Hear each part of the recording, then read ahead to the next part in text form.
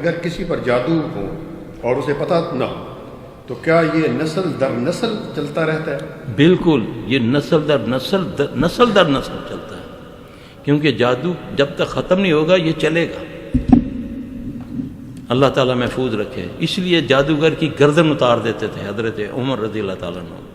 یہ کاہن جو ہے آج ہمارے نزدیک تو وہ بندہ بڑا اللہ کا ولی ہے نا، جو کیا کرتا ہے، جو دیکھتے ہوئے سب کچھ بتا دیتا، ہم کہتے ہیں وہ بڑا پہنچا ہے بندہ، اس کو جانے ہیں، اس کے سامنے جاتے ہیں، وہ دیکھتے ہی سب کچھ بتا دیتا ہے۔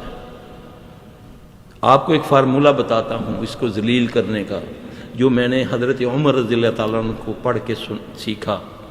حضرت عمر رضی اللہ عنہ کے دور میں اس طرح ایک کاہن کے بارے میں مشہور تھا کہ بہت زیادہ وہ نا بس بندے کو دیکھتا ہے تو اس کا سب کچھ بتا دیتا ہے۔ آج بھی پاکستان انڈیا میں لوگ موجود ہیں، وہ بندہ پہلے دن جاتا ہے تو اس کا سارا ماضی بتا دیتے ہیں، سب کچھ بتا دیتے ہیں، جو اس نے دن میں کیا 100% صحیح بتاتے ہیں۔ یہ کاہن ہوتا ہے۔ آپ کل بھی میں نے اپنے درس میں ایک حدیث بیان کی تھی، صاحب ابن سیاد والی، نبی کے دور میں بھی ایسا تھا۔ اس کے پاس کیا ہے؟ حضرت عمر رضی اللہ تعالیٰ نے اس کو کیسے پکڑا؟ اس کو لایا گیا، حضرت عمر رضی اللہ تعالیٰ نے پیچھے ہاتھ کیے، مٹھی بند کی، اس کے سامنے اس کو بولا بتاؤ یہ کیا ہے؟ یہ سکھا رہا ہوں، آپ کو سکھا رہا ہوں، ایسے بندوں کو ہزاروں لاکھوں میں تم لوگ ذلیل کر سکتے ہو۔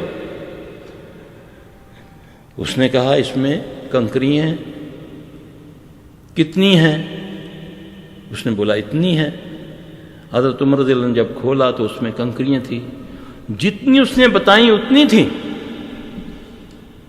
جتنی بتائی اتنی تھی۔ اب پھر حضرت عمر رضی اللہ عنہ پیچھے ہاتھ لے کر گئے، پھر مٹھی بھری، پھر پوچھا کیا ہے اس میں؟ کہا اس میں کنکریاں ہیں۔ کتنی ہیں؟ کہتا ہے پتہ نہیں۔ پہلی جو عمر رضی اللہ عنہ نے گن کے اٹھائی تھی اس کو پتہ چل لگ گیا، کیونکہ یہ حدیث سے بھی بات ثابت ہوتی ہے کہ کاہن آپ کے دماغ کو پڑھ لیتا ہے اپنے شیطان کے ذریعہ سے۔ نبی صلی اللہ علیہ وسلم کے دور میں ایک کاہن خبیث تھا، اس کا نام تھا صاف ابن سیاد۔ اللہ کے نبی صلی اللہ علیہ وسلم اس کو دعوت کے لیے گئے اس کے پاس، اس خبیث کو گھمنڈ تھا اپنے اوپر۔ اس نے بولا تم کیا جانتے ہو جو میں جانتا ہوں؟ میں تو تیرے ساتھ دو کو بھی دیکھتا ہوں۔ آپ نے فرمایا اور کیا دیکھتا ہے؟ کہتا ہے میں تو سمندر کا تختہ بھی دیکھتا ہوں۔ آپ نے فرمایا وہ تو شیطان کا ہے۔